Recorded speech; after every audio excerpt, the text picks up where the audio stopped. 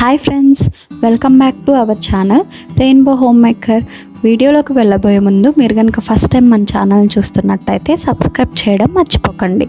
ఇవాళ మన ఛానల్లో డీకూపేజ్ ఎలా చేయాలి అనేది చూపిస్తున్నామండి. డీకూపేజ్ అంటే సింపుల్గా ఒక మాటలో చెప్పాలి అంటే మనం ఎనీ టైప్ ఆఫ్ మెటీరియల్ కానీ మెటల్ మీద కానీ గ్లూ వేసి ప్రింటెడ్ పేపర్స్ని స్టిక్ చేసి డెకరేట్ చేయడాన్ని డీకూపేజ్ అంటారు, సింపుల్గా చెప్పాలి అంటే. సో నేను ఇందులో అయితే బిగినర్ కిట్తోని చూపిస్తున్నానండి. ఫస్ట్ మెటీరియల్స్ అన్నీ విడివిడిగా కాకుండా సింపుల్గా ఈ బిగినర్ కిట్తో చూపిస్తున్నాను. ఇదైతే నేను ఇట్సీ నుంచి కొన్నాను 299 రూపీస్కి.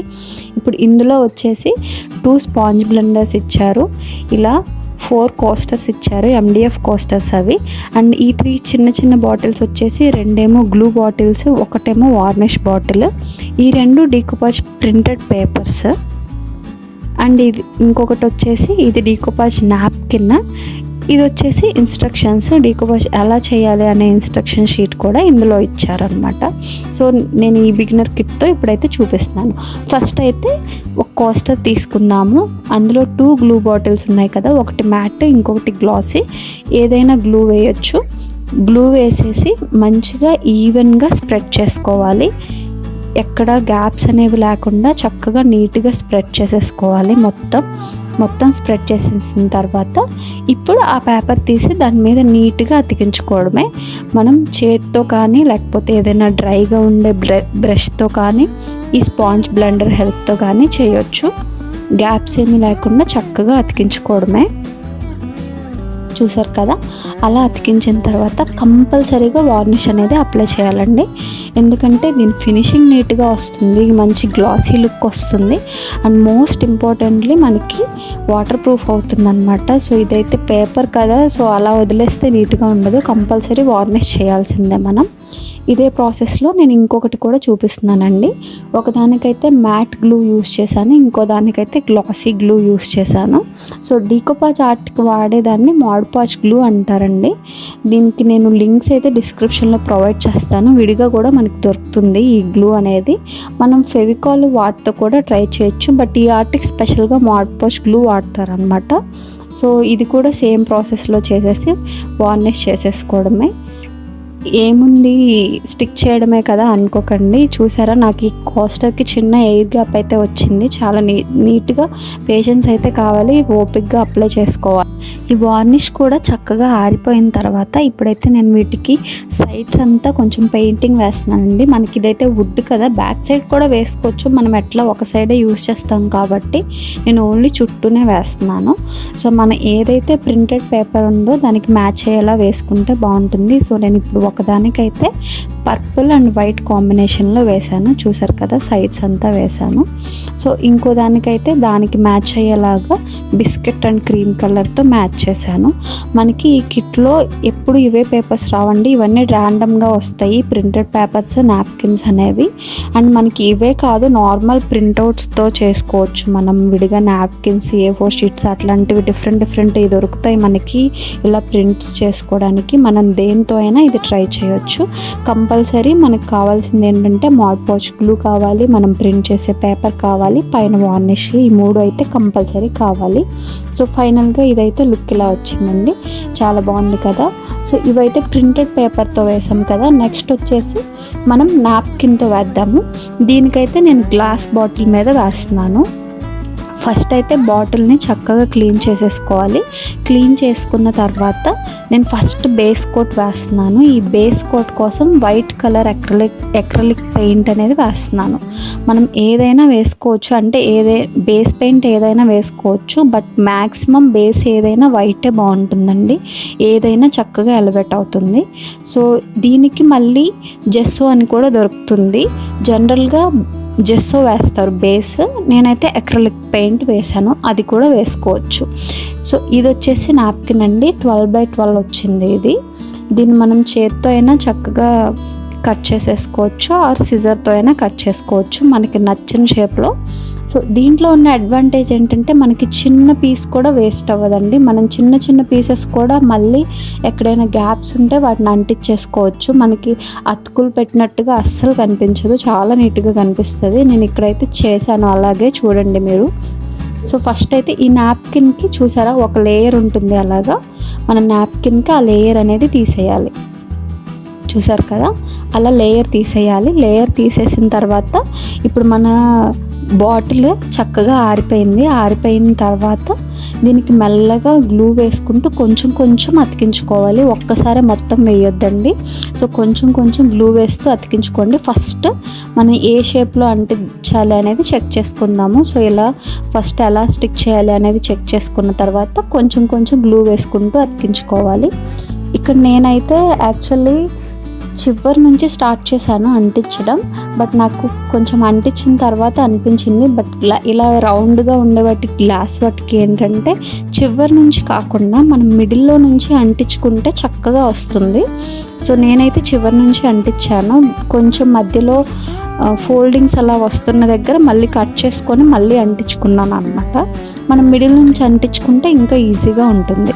సో కొంచెం కొంచెం ఇలా గ్లూ అప్లై చేసుకుంటూ, నా దగ్గర పెద్ద బ్రష్ లేదు, సో నేను చేత్తోనే మెల్లగా అతికించాను. మీ దగ్గర డ్రైగా ఉండేది పెద్ద బ్రష్ అలాంటిది ఏదైనా ఉంటే దాని హెల్ప్తో అతికించుకోండి, ఇంకా ఈజీగా ఉంటుంది. నేనైతే చేత్తోనే ఇలా కొంచెం కొంచెం మెల్లగా అతికించేసాను. అండ్ ఈ నాప్కిన్స్ అయితే చాలా పల్చగా ఉంటాయండి, చాలా థిన్గా ఉంటాయి. మన స్పాంజ్ బ్లెండర్ వాటితో చేసేటప్పుడు చాలా డెలికేట్గా ఉంటాయి కాబట్టి స్మూత్గా చేయాలి. గట్టిగా రబ్ చేస్తే అవి చిరిగిపోతాయి, ఎందుకంటే చాలా డెలికేట్గా ఉంటాయి. మనం పట్టుకుంటే తెలుస్తుంది, నార్మల్ టిష్యూ కంటే చాలా డెలికేట్గా ఉంటాయి అన్నమాట. చూసారా, ఇప్పుడు నేను చివరి నుంచి అంటించడం వల్ల నాకు కొంచెం ఫోల్డింగ్ వస్తుంది. అందుకోసం అని చెప్పి నేను చివరిది కట్ చేసుకొని మళ్ళీ విడిగా అంటించాను.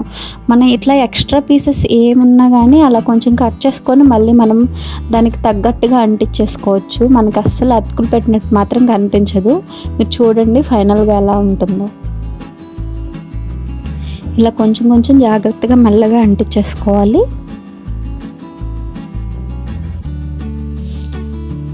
చిన్న ఎక్స్ట్రా పీస్ కూడా పడేయద్దండి, ఖచ్చితంగా ఎక్కడో ఒక చోట యూజ్ అవుతుంది. మనకి ఈ ఆర్ట్లో కాకపోయినా ఇలాంటిది మనం వేరే దగ్గర చేసుకుంటున్నా కానీ అది అలా యూజ్ చేసుకోవచ్చు. చిన్న పీస్ కూడా పడేయాల్సిన అవసరం అయితే లేదు.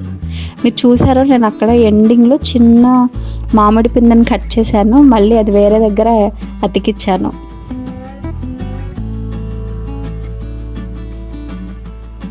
ఈ ఎండింగ్లో ఉన్నది చూడండి. ఇప్పుడు ఆ లాస్ట్లో ఉన్న చిన్న మామిడి పిందె, అదైతే చాలా చిన్నదే కదా, మనం మామూలుగా అట్లాంటివి పడేస్తూ ఉంటాము. బట్ అవి కూడా మనం ఎక్కడో ఒక చోట అతికించుకోవచ్చు. నేను ఇప్పుడైతే అది స్టిక్ చేశాను కూడా వేరే చోట. ఇప్పుడు హాఫ్ అయిపోయింది కదా, రిమైనింగ్ హాఫ్ మిగిలిన పేపర్తో అంటిస్తున్నాను అన్నమాట. నాకైతే ఇది వచ్చింది. ఇవైతే ర్యాండమ్గా వస్తాయి కిట్లో, మనకు అమెజాన్లో కూడా దొరుకుతాయి. ఈ నాప్కిన్స్ కానీ పేపర్స్ కానీ ఫస్ట్ టైం వేసే వాళ్ళకైతే పేపర్స్ ఈజీగా ఉంటాయి నాప్కిన్స్ కంటే. నాప్కిన్స్ కొంచెం జాగ్రత్తగా బట్ చాలా ఓపిక్గా అతికించుకోవాలి మనం. బట్ ఇవైతే లుక్ చాలా బాగుంటుందంటే, ఎందుకంటే మనకి మంచిగా లైట్ కలర్స్, ఇంగ్లీష్ కలర్స్ అట్లా వస్తాయి. చాలా ప్లెజెంట్గా ఉంటాయి అన్నమాట. ఇవన్నీ ఈ రిలేటెడ్ ఆర్ట్స్ ఏవైనా బాగా ప్లెజెంట్గా అనిపిస్తాయి చక్కగా. మనకి చాక్ పెయింట్స్ కూడా ఎట్లా వస్తాయి అంటే అన్ని లైట్ కలర్స్ ఎక్కువ వస్తాయి. లావెండర్ కలర్, క్రీమ్ కలర్, అలా మంచి ఇంగ్లీష్ కలర్స్లో వస్తాయి. అందుకోసమని నేను ఇందాక మిక్స్ చేయడానికి కూడా పర్పుల్ వైట్ మిక్స్ చేశాను, లైట్ కలర్ రావడం కోసం. సో లైట్ కలర్స్ అండ్ బాగా ఏమంటారు మెరుస్తూ ఉండేవి అట్లాంటివి బాగోవు వీటికి. చూసారా, అలా చిన్న చిన్న పీసెస్ అన్నీ ఇక్కడ సెట్ చేసేసాను నేను. మనం అలా ఏవైనా కానీ చిన్న చిన్నవి ఎక్స్ట్రా ఉంటే వాటిని తీసేసి వేరే దగ్గర అంటించుకోవచ్చు.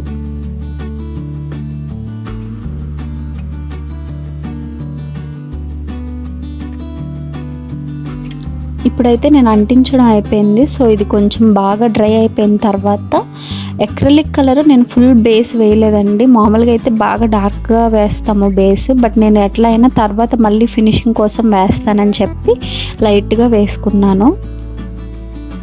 ఇప్పుడు దాని మీద మళ్ళీ ఫినిషింగ్ కోసం అని చెప్పి ఇలా మళ్ళీ ఆ థీమ్కి మ్యాచ్ అయ్యేలాగా మిక్స్ చేస్తున్నాను కలర్స్. చూసారా, మిక్స్ చేస్తే చాలా మంచిగా వస్తుంది లుక్. బట్ నాకు కొంచెం ఆకుల మీదకి వెళ్ళిపోయింది. బట్ మిక్సింగ్ అయితే చాలా బాగుంటుంది కలర్స్.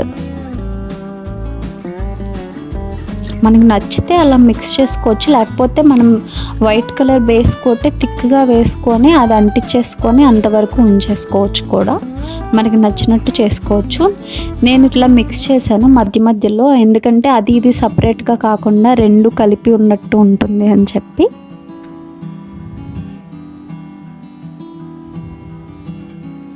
సో అలా మధ్య మధ్యలో కూడా అలా పెయింట్ చేసేసాను అనమాట.